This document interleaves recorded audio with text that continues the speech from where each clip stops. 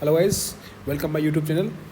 तो आज बात की जाए सीबीसी की, जो कि एक संस्था है, केंद्रीय संस्था है, जो कि यूपीएससी में भी आती है एज वेल एज आरपीएससी के ईओ आरओ में भी इम्पोर्टेंट है और आरपीसी के आरएस में भी इम्पोर्टेंट है ये।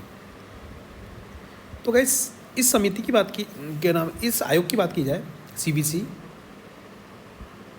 सेंट्रल विजिलेंस कमीशंस इसको बोलेंगे। तो सबसे पहला इसमें क्वेश्चन बनेगा गाइज, वो क्वेश्चन है कि ये कौन सी समिति की सिफारिश द्वारा ये आयोग बना था। तो वो समिति का नाम है के संस्थानम। क्या नाम था? के संस्थानम। ठीक है, उस समिति का नाम क्या है गाइज? के संस्थानम समिति का नाम है। ये कब स्थापित हुई थी? ये हुई थी 11 फरवरी 1964 को हुई थी। 11 फरवरी 1994 ईस्वी को स्थापित हुई थी। ये क्वेश्चन नंबर 2 याद रखना, कब स्थापना हुई थी इसकी। और उच्चतम न्यायालय की सलाह से इस आयोग को जो साविधिक जो दर्जा प्राप्त किया गया था, वो किया गया था 2003 में। तो क्वेश्चन नंबर 3, साविधिक दर्जा कब प्राप्त हुआ? वो हुआ था गाइस 2003 में। ठीक है। एंड नेक्स्ट पॉइंट की बात की जाए, इसमें एक सदस्य बहुमत सदस्य एक सदस्य से होता था पहले। इसको बहुमत सदस्य संगठन बनाया गया था इस न्यायालय की सलाह से। और इसकी नियुक्ति की जाती है राष्ट्रपति द्वारा एक समिति बनाई जाती है। समिति का चेयरमैन होता है प्रधानमंत्री, और इसमें एक मेंबर होता है लोकसभा के विपक्ष के नेता होते हैं, और एक गृह मंत्री होता है। ठीक है। इस समिति के द्वारा राष्ट्रपति द्वारा नियुक्त किया जाता है सीबीसी का कमिश्नर आयुक्त। इसका कार्यकाल कितना होता है गाइज? कार्यकाल की बात की जाए तो गाइज कार्यकाल होगा, इसका कार्यकाल क्या होगा? 4 वर्ष और 65 वर्ष में से जो भी पहले हो जाएगा वो इसका कार्यकाल होगा।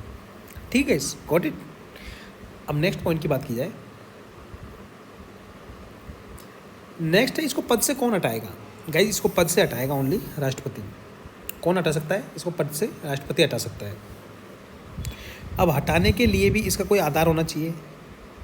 ठीक है, तो आधार होगा या तो दिवालिया हो, या फिर क्या हो, पागल हो, या अपराध में दोषी सिद्ध हो, अक्षमता हो, और लाभ के पद पर कहीं पे आसीन हो, या फिर लाभ के पद पर कहीं पे कार्यरत हो। इस कंडीशन में इसको रिमूव किया जा सकता है, पद से हटाया जा सकता है। इसके वेतन भत्ते और अन्य सेवाएं भत्ते संघ लोक सेवा आयोग मतलब यूपीएससी के अध्यक्ष ये सदस्यों के बराबर होंगे। ठीक है, ये पक्का याद रखना। अन्य वेतन भत्ते, इसके जो भी वेतन भत्ते रहेंगे जो संघ लोक सेवा आयोग के अध्यक्ष और सदस्यों के होंगे उसके बराबर होंगे। इसका वेतन का निर्धारण क्या रहेगा? संसद। ये याद रखना, वेतन का निर्धारण कौन करेगा? संसद करेगा। नेक्स्ट पॉइंट है, सेवानिवृत्ति के बाद में केंद्र सरकार के अधीन किसी पद पर पात्र नहीं होगा। ये क्या होगा? सेवानिवृत्ति के बाद में केंद्र सरकार के अधीन किसी भी पद पर पात्र नहीं होगा ये। ठीक है। इस नेक्स्ट पॉइंट की बात की जाए, इसका कौन सा इसका क्या होगा? कार्य होगा इसका कार्य होगा। एक तो भ्रष्टाचार के तहत जो अपराधों की जांच करेगा, ये पहला कार्य होगा। भ्रष्टाचार के तहत, करप्शन के तहत अपराधों की जांच करेगा।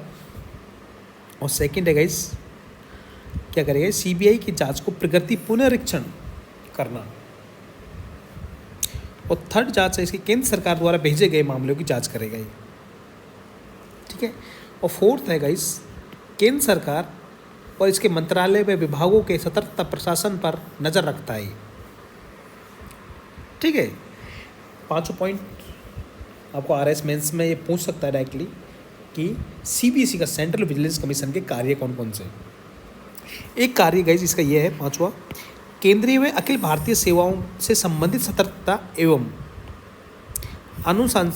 अनुशासिक मामलों में कानून बनाते समय सीबीसी केंद्र सरकार को सलाह देगा। ये जो भी केंद्रीय या फिर अखिल भारतीय सेवाओं के संबंधित जो सतर्कता एवं अनुशासिक मामले में कानून बनाते समय सीबीसी क्या करे? केंद्र सरकार को सलाह दे सकता है। ठीक है। नेक्स्ट बात की जाए, जो मनी लॉन्ड्रिंग होती है उसके प्रिवेशन 2002 के तहत लेन देन से संबंधित सूचना प्राप्त करने का विशेष अधिकार है इसको। जो मनी लॉन्ड्रिंग होता है तो प्रिवेशन तो के तहत जो लेन देन संबंधी सूचना होगा उसका विशेष अधिकार है सूचना प्राप्त करने का। ठीक है, जो सीबीआई में जो एसपी लेवल का या आईपीएस लेवल का या फिर उससे अधिक रैंक की जो नियुक्ति होती है ना, उसकी समिति का गठन का क्या करेगा, ये अध्यक्षता करेगा सीबीसी का आयुक्त। क्या करेगा इस सीबीसी का आयुक्त क्या करेगा, उसका अध्यक्षता करेगा।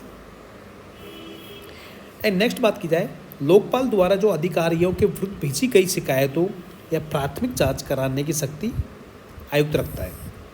याद रखना, जो लोकपाल द्वारा अधिकारियों के विरुद्ध भेजी गई शिकायतें हैं या फिर प्राथमिक जांचें हैं, जांच कराने की शक्ति आयुक्त रखता है। ठीक है, नेक्स्ट बात की जाए, इसका वार्षिक प्रतिवेदन होता है जो एसीआर होता है, तो राष्ट्रपति क्या करेगा, उसको संसद के दोनों सदनों के समक्ष प्रस्तुत करेगा या फिर रखवाता है। ठीक है, इसका क्षेत्राधिकार की बात की जाए तो गाइस इसका क्षेत्राधिकार का पहला पॉइंट है, अखिल भारतीय सेवा या फिर केंद्र सरकार के ग्रुप ए के अधिकारी इसके अंतर्गत आते हैं, या फिर सार्वजनिक क्षेत्र में बैंकों के स्केल 5 या ऊपर के अधिकारी इसके अंतर्गत आते हैं। ठीक है, इस नेक्स्ट बात की जाए, या फिर आरबीआई और नाबार्ड या सिडबी बैंक के ग्रेड डी और उससे ऊपर अधिकारी भी इसमें अंतर्गत इसके अधीन आते हैं, या फिर साधारण बीमा कंपनियों के प्रबंधक हो गया, साधारण बीमा कंपनियों कौन से हो गए, प्रबंधक हो गए, या फिर उनसे ऊपर के स्तर के अधिकारी इसके अंतर्गत आते हैं, या फिर जीवन बीमा निगम या फिर एलआईसी में विशिष्ट डिवीजन प्रबंधक एवं उससे ऊपर स्तर के अधिकारी इसके अंतर्गत आते हैं। ठीक है, इसका गाइस हेड क्वार्टर होगा नई दिल्ली में। ठीक है, दीवानी न्यायालय का इसको क्या है, शक्ति इसको प्राप्त है। याद रखना, दीवानी न्यायालय का इसको क्या है, शक्ति प्राप्त है इसको। नेक्स्ट, तो ये हो गया आपका सेंट्रल विजिलेंस कमीशन वाला टॉपिक। एक बार दोबारा देख लेते हैं, दोबारा देखेंगे तो चलते हैं। कौन सी समिति द्वारा गठित किया गया था, K97 में, कब किया गया था, 11 फरवरी 1964 को किया गया था। उच्चतम न्यायालय की के सलाह से 2003 में इसको क्या किया देगा, साविधिक दर्जा प्राप्त हो गया था इसको। ठीक है, इसकी नियुक्ति किस द्वारा की जाती है, राष्ट्रपति द्वारा की जाती है। समिति बनाई जाती है, समिति में कौन कौन सदस्य होते हैं, प्रधानमंत्री होता है, लोकसभा का विपक्ष का नेता होता है, एंड क्या होता है, केंद्रीय गृह मंत्री होता है। ठीक है, इसका कार्यकाल की बात की जाए तो कार्यकाल 4 वर्ष और 65 वर्षों में जो भी पहले होगा ना, वो कार्यकालों में गिना जाएगा। नेक्स्ट बात की जाए, पद से इसको राष्ट्रपति हटाएगा, आधार होंगे या तो दिवालिया हो जाए, या फिर पागल या अपराध में दोषी सिद्ध हो जाए, या फिर अक्षमता हो उस पोस्ट पे काम करने की, या फिर लाभ के पद पर आसीन हो गए, या फिर लाभ का पद प्राप्त हो। वेतन भत्ते सेवा इसकी संघ लोक सेवा आयोग के जो सदस्य या फिर अध्यक्ष के बराबर होंगे। इसका वेतन का निर्धारण संसद करेगा। संसद का आपको पता है 3 से बना होता संसद, एक तो राष्ट्रपति, ठीक है, और लोकसभा और राज्यसभा, ये संसद बना होता है। तो संसद इसकी सैलरी का निर्धारण करेगा। सेवानिवृत्ति के बाद में केंद्र सरकार के अधीन किसी पद पर आसीन नहीं हो सकता, ये भी कंडीशन है। कार्य इसके होंगे भ्रष्टाचार के तहत अपराधों की जांच करना। सेकंड है सीबीआई की जांच का प्रगति का पुनरीक्षण करना। थर्ड है केंद्र सरकार द्वारा भेजे गए किसी मामले की क्या करना है, ये जांच करेगा। केंद्र सरकार जो भी मामले भेजेगी ऊपर, उन सभी की जांच करना।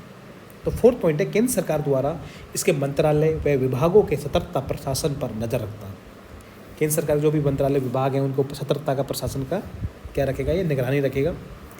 5 पॉइंट है केंद्रीय या अखिल भारतीय सेवाओं से संबंधित सतर्कता एवं अनुशासिक मामलों में कानून बनाते समय सीबीसी केंद्र सरकार का क्या देता है, सलाह देता है। नेक्स्ट, मनी लॉन्ड्रिंग प्रिवेंशन 2002 के तहत लेन देन संबंधी सूचना प्राप्त करने का अधिकार है इनको। फिर सीबीआई में एसपी लेवल के या फिर आईपीएस लेवल से या फिर उससे अधिक लेवल के यदि हमको सीबीआई में अपॉइंटमेंट किया जाता है तो उसकी समिति की अध्यक्षता कौन करेगा गाइज, सीबीसी का आयुक्त करेगा।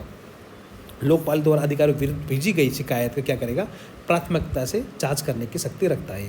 नेक्स्ट बात की जाए वार्षिक प्रतिवेदन या फिर एसीआर को कहाँ प्रस्तुत करेगा, ये प्रस्तुत करेगा राष्ट्रपति को। राष्ट्रपति उसको संसद के दोनों सदनों के समक्ष प्रस्तुत करता है। क्षेत्राधिकार कौन कौन सा आता है, इसके अखिल भारतीय सेवा आती है, केंद्र सरकार के ग्रुप ए के अधिकारी आते हैं, या सार्वजनिक क्षेत्रों में बैंकों के पे स्केल 5 या फिर उससे अधिक वाले सभी इसमें अंतर्गत आते हैं। या फिर RBI, नाबार्ड या फिर सिडबी बैंक के ग्रेड डी से या फिर उससे अधिक ऊपर वाले इसके अंतर्गत आते हैं, या फिर साधारण बीमा कंपनियों के प्रबंधक या फिर इससे ऊपर वाले इसके अंतर्गत आते हैं, या फिर LIC या फिर जीवन बीमा निगम के वरिष्ठ डिवीजन प्रबंधक या इससे ऊपर वाले अधिकारी इसके अंतर्गत आते हैं। हेडक्वार्टर इसका होगा न्यू दिल्ली में, नई दिल्ली में इसका हेडक्वार्टर होगा, और इसको दीवानी न्यायालय की क्या है, इसको शक्ति प्राप्त है। ठीक है। तो guys thank you for watching this video अच्छा लगा तो लाइक करना चैनल को, और चैनल को सब्सक्राइब भी कर लेना, और बेल आइकन को पक्का दबा लेना, क्योंकि आने वाली वीडियो को आपको पता लगे। तो thank you for watching video.